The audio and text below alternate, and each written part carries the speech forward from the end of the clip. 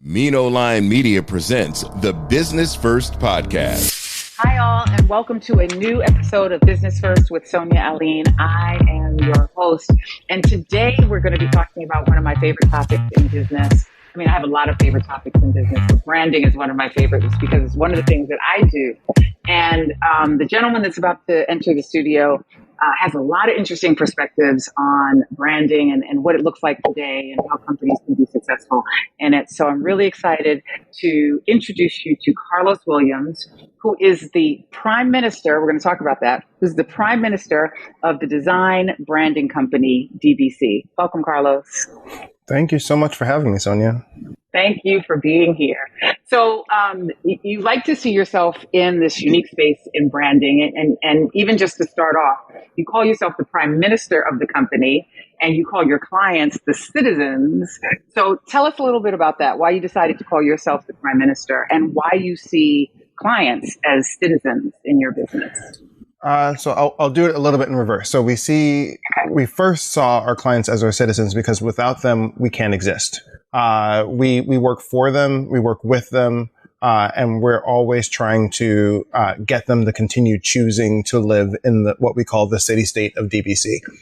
So that's our culture that we adopted, and it turned us from people with titles like junior designer or intermediate designer to folks who have deputy minister of blank as their title. And so now they have an area to own. Clients know or citizens know exactly where to go if they need someone who's an expert in motion design or expert in copywriting. And so really, we get to have a little fun with it as well, right? Like, so I don't take myself too seriously. And I think this culture is reflective of who we are as an organization, living to serve our citizens, whether they're enterprise companies or small nonprofits that are doing local impact work in their communities. Okay. And you lead it all as the Prime Minister. Prime Minister. Yeah. So I'm essentially the CEO.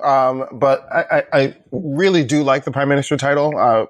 Two reasons. One, I'm a history nerd. And I like the concept of a city state existing independently in an empire. And two, because one day I'm hoping there will be a coup and I will be ousted. And it would be the most funny thing to me, but it seems like no one wants my job. Okay, very good. I love that. One of the other things I love about how you think about branding is you see it as a holistic approach, right? So it's not just what a lot of people may think is, it's not just about getting my logo. It's not just about getting the beautiful website design. It's about making sure that the company is also functioning in the same way that it says it's presenting itself and that everybody's on board with that. Absolutely. So brand guided companies we know outperform non-brand guided companies. And so if you have everyone working towards the same goal and acknowledging that you need to have a unified message out there. And so a brand is essentially a message. Sometimes it's visual, sometimes it's verbal. There's so many different ways to there's so many different mediums that your brand gets the push on and all these different touch points with your brand's audience. So whether they're your clients, your donors, your customers, your employees, all these touch points, if they're aligned, then your brand's pretty safe, right? And I think in 2023, safe brands are better than splashy brands. Right. Because the moment that you go off message, the moment that you have a customer letdown, that customer is going to let the world know that you're not living up to what you say you're going to do. So we want to help you build a framework as a brand of here's what you stand for. Here's how you say it. Here's how you look when you say it. Here's who you need to hire to make sure that what you're saying is something that you can live up to. Otherwise, people are going to come for you, right? And we see it happen every single day. We see it happen with companies. We see it happen with individuals who have brands. And so it's just really important nowadays to make sure that you're all aligned. Yeah. I love the idea of making sure that your brand is safe. And I don't want those listening in the audience to miss that. So if you can expound a little bit more on the importance of, like I said, I've never heard anybody explain it that way, but the importance, particularly today, right, in the environment in which we live, why making sure that you're a safe brand. And it's not saying that you can't be innovative and you can't be progressive. But yes, if you could dive a little bit more into why that's so important in today's environment. Yeah, like we see all the time, and we can potentially name some specific brands if you'd like. But we see all the time that brands take these risks, and sometimes they're calculated risk, and they know that they're going to get the backlash for it, and so they're built to guard against it. And sometimes they're just doing things to do them, and they get off message, they get off brand, and they're not prepared for what happens next. And then it starts snowballing, right? And so I think the best example in 2023 is Bud Light, right? Weren't prepared for the backlash that they got, whether they knew it was coming or whether they didn't know it was coming.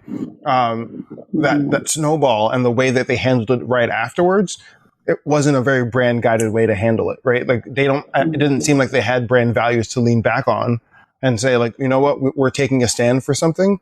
Unlike a few years ago when Nike did it, they took a stand because that was a brand guided decision, and a marketing guided decision as well. And so if you see where their stock prices are going, right? Nike's still going up and AB InBev not doing so well.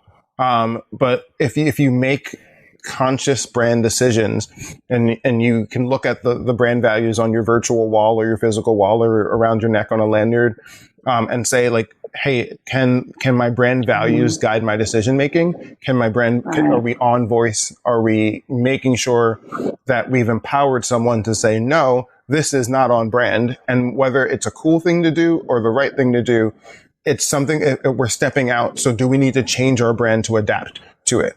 Right? Like, I think that when I look at Bud Light, they didn't get the benefit of the boycott, right? Like, so they had the boycott, but they didn't have the other side of the equation coming in to buy Bud Light because their brand values don't align with the other side, right? So did you update your brand to get to gain a new audience? No. And so that's why they're suffering and they're not safe yet. All right. So what's interesting about that is, and if you could explain why a company like Bud Light could make this mistake in 2023, when what you've explained is, you would think for big companies, not for small companies, but for major companies who have staff, who put on conferences, who go to conferences, who spend money to make sure that their people are up to date with all the latest in terms of how people are dealing with brands today. Why is it that major companies, and we'll get to smaller companies, why is it that major companies are still making those types of mistakes in 2023? I'm not completely sure on how the brands was structured, the internal brand department was structured, but I imagine that they had people who were able to make decisions, and it wasn't a group meeting, a group decision, group discussion where people are empowered to say no or to say yes, or to like when we work with large organizations, there are some times where we see layers and layers and layers of approvals. And while those approvals are sometimes built to keep the brand safe, they keep the brand pretty stagnant, right? And so you certain industries, we work a lot in banking, you have compliance, you have privacy, you have legal, you have all of those layers exist to make sure that, hey, we're never going to step outside of where we need to be. But what those brands end up being are stable, right? Like they're not making splashy marketing decisions. Like Chase isn't coming out and saying, oh, we're going to introduce a new product and the product is only for cat people, right? Like that's never going to happen. And so when you have big companies that are CPG focused or like trying to win the internet, right? Like every day, like that's when you don't have the right people with the approvals, or something went up the waterfall or went down the waterfall and then got kicked back up to the top because they're not working collaboratively, right? Like if you have to get something out by the end of the quarter and then you're going down the waterfall, oh, just change this. And then you're coming down and instead put all those people in the room together and say, who has objections to working on, to continuing with this, and get done faster but with more people that have a voice at the table. One of the first questions I wanted to ask you was, what is the biggest mistake that companies, whether they're small or big, make in terms of their branding? And so I think making sure that the company is safe is one. Aside from that, if you think that that is one, what would you think is maybe some of the biggest mistakes that the companies are making around their brand? I think it's what their messaging and who their messaging is targeting. Right? Like, I think that's clear. Like, to me, that's the clear way that we always come and save the day. So if your audience is narrow, right? If you're a B2B company and your audience is HR professionals across different levels, like different sizes and everything like that, only speak to HR professionals. Why are you trying to be cool on the internet, like responding to Wendy's, right? Like understand who you're trying to talk to. Don't shout into the ether. Just have a conversation with the people that are your target audience. On the flip side, sometimes small brands think that their audience is small and not big.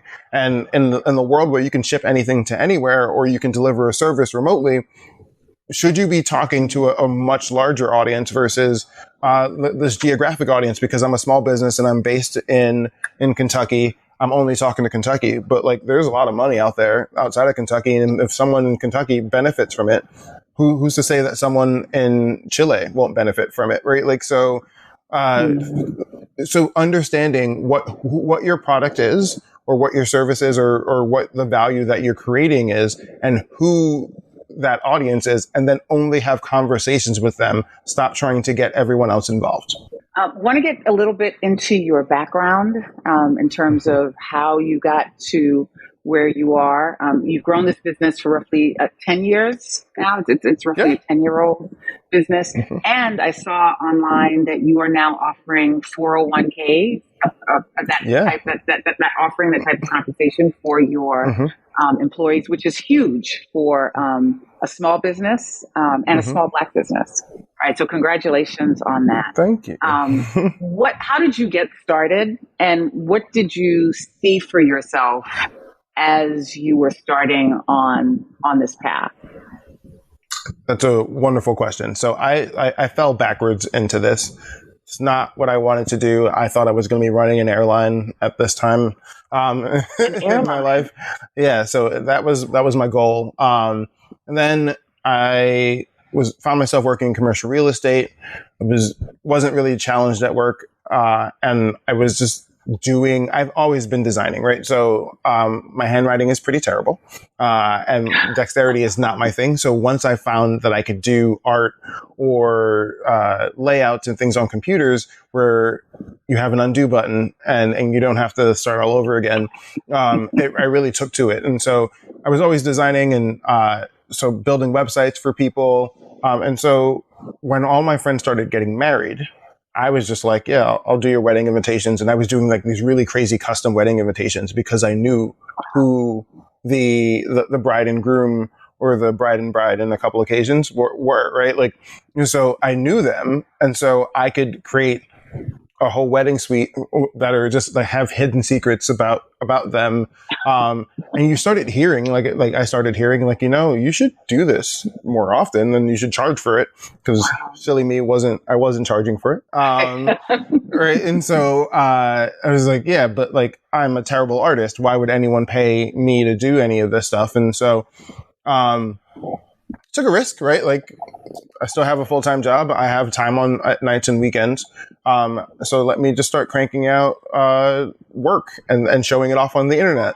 And then from there, just started networking. And I realized very quickly that brides aren't an audience that I have a lot of patience for. And so when you don't know the bride anymore, you start losing a little bit of your patience. And so we switched off of the not mode and went to a practical wedding mode, right? And that was doing really well, but that's not repeat business. And so I had a business mindset and saying, well, you're not getting married again next year. And if you are, you're not really going to have a big wedding, I would hope. And waiting for the bridesmaid to get married in 2 years isn't a solid business plan. And so I wanted to move into corporate, and so we started making that shift. And one of the cool things was like we were building brands for weddings, so it was a pretty easy thing to start switching into and building some more innovative brands for corporations. And then from there, as a solopreneur, just got really busy and then needed some help. And so hired my first part-time employee and while still having a full-time job. And when I left my full-time job, and that was in management consulting, at that point I had 4 part-time employees, which was wild. I was like, I guess they need a manager. And so we started converting people to full-time. And then, so that was in 2015. And so 8 years later, we were able to roll out a 401k, which was a goal of mine. And we had a couple false starts before. And I was like, I want to create a company that people, one, like to work at, 2, that creates sustainable careers, right? Like that, like creatives so many times are working as freelancers and just bouncing between. And I want people to stay here, whether you stay here for 2 years or 20 years, like I want you to leave better than you came in. And so really trying to honor that commitment to employees and get them to level up in the world. And I have a lot of inspiration of other Black business owners who've done the same thing. Wow. All right. Well, congratulations. That's awesome. When you talked about how you had started working for free, it reminded me of a conversation I listened to in another interview that you had done where you talked about, and I thought it was really important because it's something that I struggled with up until very recently. And you were saying that creative people should reconsider when folks are asking them to do specs in their business. And it's something that I've always struggled with. I still continue to struggle. I don't do it anymore, but I still kind of struggle with it. But in the interview, what I thought was what was powerful for me is when you said, because I hadn't thought about that.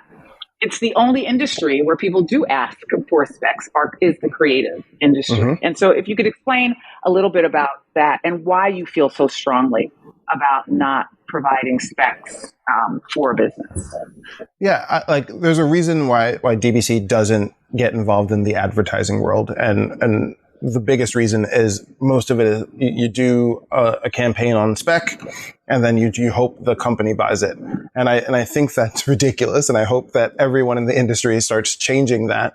But then it just becomes, well, I win 1 out of every 4, right? And so now I'm charging 4 times the price for the 1 because I need to pay off the other 3 that I'm going to lose. And I don't think that's a sustainable business because you have a bad streak of losing and then you're done, right? And so I wish, sometimes I wish my employees did not want a paycheck every 2 weeks, right? Like, and if they didn't want that and they would say like, hey, if the company wins, we all win, right? Like we would be able to do that. But I also cannot call, I guess Jeff Bezos is not the CEO anymore of Amazon, but I can't call him up and say, hey, I would like to sample all of your Amazon branded products. And if the ones I like, I'm going to keep. The ones I don't like, I'm going to return. But like, I also may keep the stuff and say I don't like it, right? Like, once you give away your intellectual property, what is to stop them from using a derivative of it and claiming that someone else brought them that idea? And so if the value that I'm providing is coming out of my brain, the moment that I'm clicking in and starting to do stuff, we need to be getting paid for it. Because like exposure doesn't pay the bills. I tell people that all the time. We still on occasion will get emails saying like, hey, this is a really great opportunity to work with our organization. We're fast growing and everything like that. And it'll be helpful for your portfolio. And even earlier, I'd be like, no, that's really not helpful for my portfolio. But now I'm just like, have big companies in our portfolio. Like we don't need your medium-sized company to do, like we want to help you and we can create value for you. But here's the value that we think we're going to create for you. And here's how much that would cost to get you that. And as long as you understand your value, the moment you understand your value, you'll never do spec work again. And I think that is the key for particularly businesses that are just starting out, right? Like it would be great for me to work. And that's just the thinking on the other end, right? It'd be great for me to work with this person for my portfolio. but it's really about you feeling confident in what you're presenting to them. Because I know I've experienced, checking in with a company and seeing something that I may have suggested and wondering, like just what you said, right? Is it something, did they just take what I gave them, or did it come from someone else? Because in the creative world, you could say, oh, somebody else had that idea, or someone else had a variation of that idea. And so if you don't find a way to protect your work, you could easily lose it, is what you're saying. I will say, though, that doesn't mean that the only way to exchange value is money, right? There are other pieces of actual value. So while I won't take your exposure as a value, I might, like, we have definitely, when a company couldn't afford to work with us, we look at what the value that they're creating, and maybe we'll ask for a percentage of sales, or maybe we'll give them a list of, these are the things that you have to do. If someone promises you an introduction to a CMO, put it in the contract. Like, hey, like, if you give, like, I can, like, your proposal says 10,000, I only have 5,000, but I know that this company is looking for an agency of record. It could be, if in our estimation, it could be a $50,000 or more annual value, right? So we know, all right, if we discount 5,000, can we potentially make 50,000? But I will put it in the contract. This is the introduction you're going to do it. This is what date you're going to do it on. And if you don't do it, you owe us the other 5,000, right? Like, so, like, there are ways to do it, but, like, just doing it on goodwill is not the way. So contracts have, like, hiring a lawyer to write your contract is probably the best thing you're ever going to do. And there are a lot of free services out there, like, that help small businesses with their contracts. So I know that if you're in New York City Small Business Services runs a legal services clinic that you can get your contracts done. There are plenty of programs. That is the most important thing as a small business, because you don't want to get taken advantage of. And if you have an enforceable contract, then a demand letter, a lawyer might charge you a $400 fee to send a demand letter, but you're going to get paid your $15,000 that that company owes you, or things like that. Yeah. How large is your company now, and what would you say is the most unique? What is most unique about your company that you present in your space? So we are up to, I want to say, like, we haven't, so we have 14 full-time employees. And then we have a bunch of part-timers who are in and out, and some contractors, and we're now trying to expand to other countries, and have contractors and employees in other countries. We have one employee in Australia already. And so we're trying to grow and follow the sun, because we know that we can support especially, like, last minute presentations and last minute projects if we have someone working at all times. And so that's the goal right now. That makes us pretty unique. But the one thing that we're like, I think we're unique because of the value that we offer. But when I ask our citizens why they've chosen us, we consistently get an answer that I think is table stakes, but it is apparently not, right? So we have a team that's reflective of the world around us. That means we have people of different races, genders, backgrounds, education level, income levels, former experience. Did they go to art school? Did they not go to art school? And I want to surround myself with people who are not like me. And we will get told by a citizen, like, yeah, no one else is doing this. And my question is always, why not? Right? That's not something that should be special to me. Right? That's not something that DBC should be doing, and we're the only ones doing it. That's every single creative agency out there should be doing it, because you're creating more value for your clients. If you have more brains who are thinking from different backgrounds and are keeping the brand safe, right? I'll always recall this project that we were working on. And we were working with another agency to support a pretty large nonprofit. And they were doing an outreach campaign. And I was very adamant that because it was a postcard and your neighbors could read it, that we shouldn't embarrass the recipients of the postcard. And people from the other agency were saying, like, it'll be fine. It's the pandemic. Everyone is looking for help right now. And I'm just like, as someone who grew up poor, please, I don't need another reminder I don't need my neighbors to have another reminder that I'm poor. Right. And so then they started saying like, well, it's going to end up in the mailbox. And I was like, well, you like, this is an outreach in New York City. You've never lived in a New York City apartment building where USPS comes in and just drops the mail on the floor and then walks right back out. And it's up to you to sort your own mail. Right. Like this is the reality that I've lived in. And this is the reality that a lot of people are living in right now. And it was a very tense back and forth.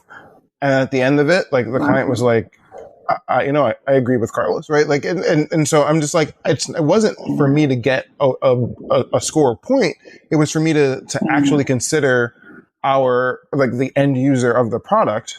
And if you're a bunch of wealthy, or grew up wealthy, Ivy League educated, never gave anyone else an opportunity, folks, you're like, I'm doing charity work, so everything I do must be good. Right.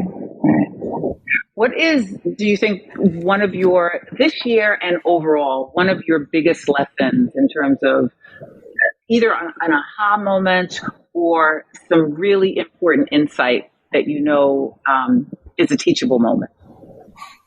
So I think as we emerge from the pandemic era of globally, I think the lesson I'm learning is that it is okay to ask people to go back to work and to do work. I think during the pandemic, we all got very complacent. Like, how's everyone feeling today? You start losing a little bit of that drive. The government was subsidizing the business a little bit, right? So you have all this help. And it was a time that you saw some really inspiring stories, but you also saw some friction in the world. And now it's really time to hustle. And it's really hard to convert people and to motivate them to go back to doing it, right? And so as much as I care about our employees, I care about our citizens, like, care doesn't always pay the bills. And I think I need to grow, like, and I struggle with it every day. I need to grow more of a sense of urgency to drive a sense of urgency. Because while I don't want to treat everyone as a number, you still need to be able to pay them every 2 weeks, right? Right. So if we don't do our work, we don't get paid. And if we don't get paid, you don't get paid. Right. And so, I think that's the eternal struggle. And you talk to other small business owners across industry, and they're like, yeah, how do we get people to understand that asking them to do work is not saying I don't care about how you're feeling right now, right? And then it's not a purely one-way street. We've changed our model, right? So as a remote company, we literally changed the way that we work with our citizens and the way that we're billing our citizens to incentivize both our citizens and our employees to go to work, right? Like, the faster we do the work, the cheaper it actually costs for everybody, right? So so we want you to be present in meetings. We want to come in. We want to get the work done. I will tell my team all the time, I don't care if this takes you 8 hours today or right, like, and you get it all done, but that's the task I've set for you by the end of the week, right? So here's your milestone by the end of the week. Get it done. Let's just get it done, because that's what we're being paid to do, right? And so I think if we like, employers need to meet employees in the middle, but like, it's also on us to motivate them to come meet us in the middle, right? We can't go all the way over there because capitalism, and marketing, being a marketing agency is peak capitalism, right? Like, if without capitalism, there's no need for us to exist, right? So we can't both say that, hey, like, capitalism sucks, but then work at a marketing agency. And I want to create generational wealth for all of our employees, right? Like, it's not a me thing. That I think our CFO will be the first to tell you that, like, when we make more money, doesn't mean Carlos is making more money. It means I'm doling it out. So it's like, I want us to be able to have wealth. And I think that it should be okay to say that, as long as you're doing it responsibly. Yeah. Have you gained any insight on what it will take or what it does take to light that fire under people again? Because It's being the bad privately, guy. I've had that conversation. Oh, it is being Mm-hmm. the bad guy. Yeah. Yeah. I like when Is it people being the like me. bad guy? Yeah, like Yeah. sometimes, like you like Okay. I like to be liked, right? Like who doesn't like to All be right. liked? But like Mhm. it's you have to be the person that they don't like right now, in order to be the person that they like in 2 years when they realize, hey, like you motivated me to do better every single day. And so Right. it is. I meet other business owners, and I am one of them, that we are kind of running scared on occasion from our employees. Well, if we ask them to do this, will they want to stay working? Like, we're a completely remote company, so it's not like I know that a lot Right. of the other ones are saying, oh, if we ask them to come back to the office, are they going to leave? Or like that's the biggest topic, and you just like have to weigh it, right? Like, if you posted a job today, how many applications are you going to get? And if you're going to get 500 applications, then maybe that's the decision you have to make. But like, it is really tough in the marketing world right now. You can't throw a rock in New York City without hitting 5 agencies. Right. But like and so if we want to stay competitive, we have to stay driven, and we have to be about that hustle every day. Yeah, I like that. I like that. What advice would you give to our listening audience, primarily small businesses or people who are interested in starting their own brands? They may not be able to hire a company like you, but what should they be considering about their brand as they look to establish themselves in the marketplace? Yeah. So, like, we will tell early stage companies all the time that if you're so focused on your logo and you're, like everything like that, like, build everything but your logo. If you write the name of your company out in easy letters, like easy to understand, just neat, that can be your logo for now, right? But it's more important the user experience on your website. It's more important how you're going to answer the phone. It's more important that you're going to live up to your brand values every single day, right? Like, the first step is not, hey, look at me, I have a company and a logo. It should be, hey, look at this product I'm offering. It's an amazing experience, and you're going to want to tell everybody about your experience here. And so, like, it's almost flipping it in the opposite direction of what we used to do, right? Like, and I say we as a society of like, let's get a logo up, because like, how many people are going to share your new business logo versus if you go on and you're like, I'm going to interview one of my customers and I'm going to talk to my customer because everyone has a 4K camera in their hand. I'm going to interview one of my customers. I'm going to put this choppy, shaky video up. That's probably going to get more reach and more engagement than, hey, look at me and look at the brand that I've built.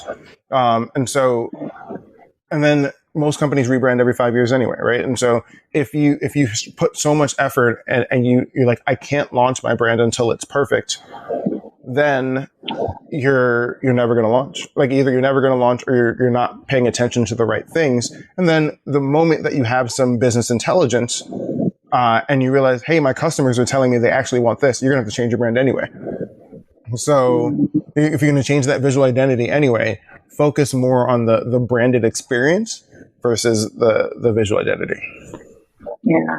How does that work for small companies? I was going to say larger companies can sometimes do this better, but Bud Light was a good example of how they weren't able to negotiate changes in society, right? Whether it's, how we're eating, how we're dressing, how we're relating to one another. How are you able to maintain your brand in a society that's changing so frequently and so rapidly?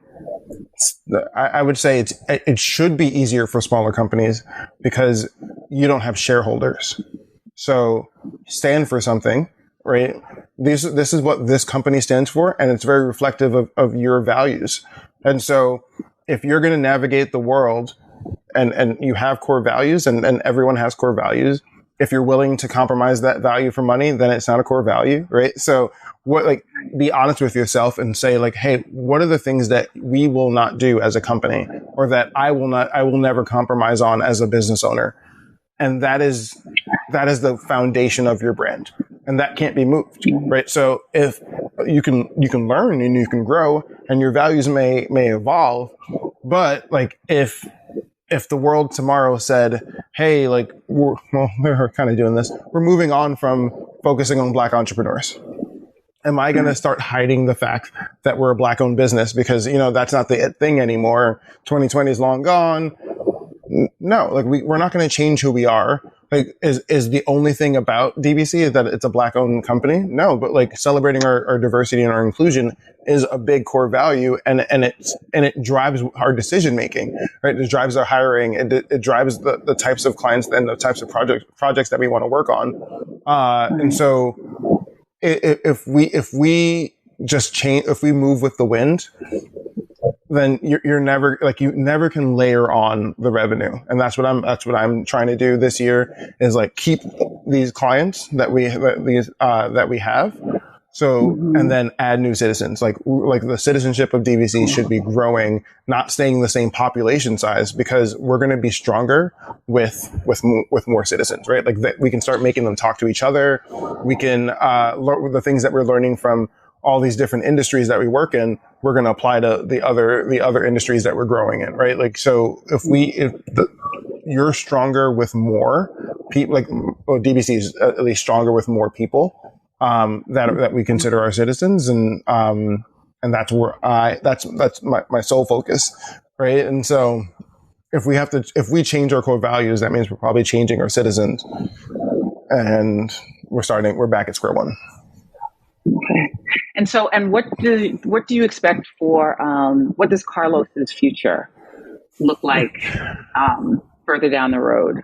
Yeah, I think I am safe. I'm comfortable saying that I want to be on the path to sell DBC.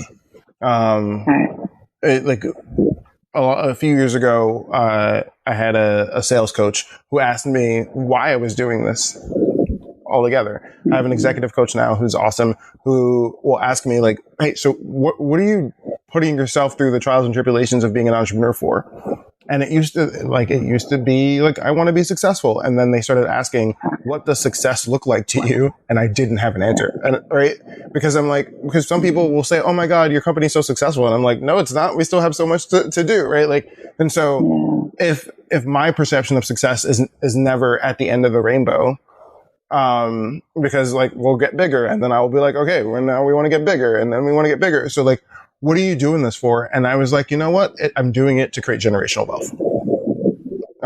And so the way to do that is to exit, and sell the company. And I hope there's a buyer out there that will find the value in the systems and processes that we built and the people that we have. And, but like we're not close, right? Like we have a lot of work to do to turn DBC into a company that is an asset that can be sold. And what do you see yourself doing? So once you've completed this journey, you've sold your company. Further to what does success look like for you? Yeah, I guess I'm a glutton for punishment. What will you want to do? I mean, do you want to just retire on a beach somewhere, or is there more work or more? Do you have more of an entrepreneurial spirit, more things to build, more things to conquer?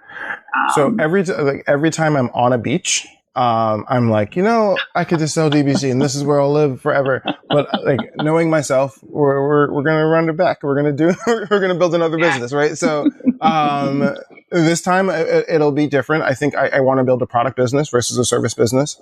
Okay. And there's nothing like, there's time stopping me right now, but like there may be some overlap between the two, right? Like there might be a new business starting, that's a product business while DBC is on its path to be sold. But I think that I can take the lessons I've learned as an entrepreneur in a service business and translate them well to a product business. Because if you have to satisfy clients who you get to know very personally, can you make sure that you bring that into the customer sense, where if you have a large volume of customers that you don't get to know very personally, I still want them to feel the same way that we make citizens feel when at DBC. Right. Okay, so for citizens who may be able to, or prospective citizens who may be able to afford you, where can we find you? We are flexible. We have nothing if not flexible on pricing, so everyone should reach out. But we are at Studio DBC. That's DeltaBravoCharlie.com. And then we're on Instagram at Studio DBC. We are on LinkedIn, and you get a lot of fun insights to who we are there. So you would search for DBC, but I think it's linkedin.com/company/Studio DBC is how to find us. All righty. Well, thank you so much for coming on and sharing your insight. And we will be following you. We're cheering you on, and would love to have you back to hear about how you're advancing globally. So I know that's a big plan for you to expand further out into international business. And so thank you again. And we look forward to having you back. Thank you so much for a great conversation. This was amazing. Thank you. So don't go anywhere. Thank you all for listening, and we'll be back again next week with another great guest. Take care. The Business First podcast is hosted and produced by Sonia Aline. Executive producer Ken Johnson. Find the Business First podcast on Apple Podcasts, Stitcher, Spotify, Odyssey, iHeartRadio, Amazon Music, TuneIn, or wherever you get your podcast. On social media on IG at business_first_podcast. Follow the Mean Old Line Media Podcast Network on IG at Mean Old Line Media. Get the Mean Old Line Media app in the App Store or Google Play. The Business First podcast is a Mean Old Line Media production.